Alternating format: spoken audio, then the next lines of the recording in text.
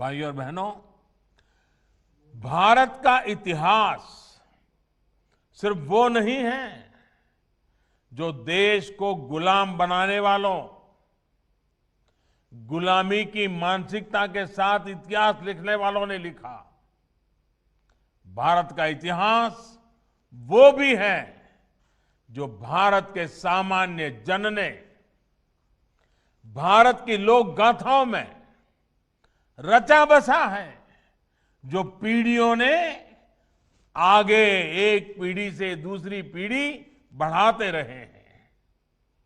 आज जब भारत अपनी आजादी के 75वें वर्ष में प्रवेश कर रहा है, तो ऐसे महापुरुषों का योगदान, उनका त्याग, उनकी तपस्या, उनका संघर्ष, उनकी वीरता, उनकी शहादत, इन सब बातों का स्मरण करना, उनको आदरपूर्वक नमन करना, उनसे प्रेरणा पाना, इससे बड़ा कोई अवसर नहीं हो सकता है। ये दुर्भाग्य है कि भारत और भारतीयता की रक्षा के लिए जिन्होंने जीवन समर्पित कर दिया, ऐसे अनेक नायक नायिकाओं को वो स्थान नहीं दिया गया जिसके वो हकदार थे।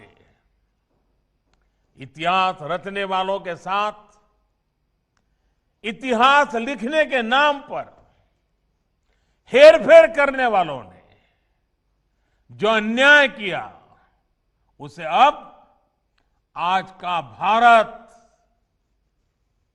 सुधार रहा है, सही कर रहा है, गलतियों से देश को मुक्त कर रहा है। आप देखिए, नेताजी सुभाष चंद्र बोस जो आजाद हिंद सरकार के पहले प्रधानमंत्री थे, क्या उनकी इस पहचान को, आजाद हिंद फौज के योगदान को वो महत्व दिया गया जो महत्व नेताजी को मिलना चाहिए था? आज लाल किले से लेकर अंडमान निकोबार तक उनकी इस पहचान को हमने देश और दुनिया के सामने सशक्त किया है। देश की 500 से ज्यादा रियासतों को एक करने का कठिन कार्य करने वाले सरदार वल्लभ भाई पटेल जी के साथ क्या किया गया?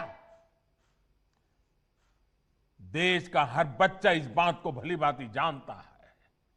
आज दुनिया की सबसे बड़ी प्रतिमा statue of unity Sardar Patel की है, जो हमें प्रेरणा दे रही है। देश के संविधान देने में अहम भूमिका देने वाले वंचित, पीड़ित, शोषित की आवाज बाबा साहब आंबेडकर को भी सिर्फ राजनीतिक चश्मे से देखा गया। आज भारत से लेकर इंग्लैंड तक डॉक्टर बाबा साहब आंबेडकर से जुड़े स्थानों को पंच तीर्थ के रूप में विकसित किया जा रहा है। साथियों, भारत के ऐसे अनेकों सेनानी हैं जिनके योगदान को अनेक वजहों से मान नहीं दिया गया, पहचान नहीं दी गई। चौरी चौरा के वीरों के साथ जो हुआ, वो क्या हम भूल सकते हैं? महाराजा सुहेलदेव और भारतीयता की रक्षा के लिए उनके प्रयासों के साथ भी यही व्यवहार किया गया। इतिहास की किताबों में भले ही महाराजा सुहेलदेव के शौर्य, पराक्रम, उनकी वीरता को वो स्थान नहीं मिला, लेकिन अवध और तराई से लेकर पूर्वांचल की लोक कथाओं में लोगों के हृदय में वो हमेशा हमेशा बने रहे।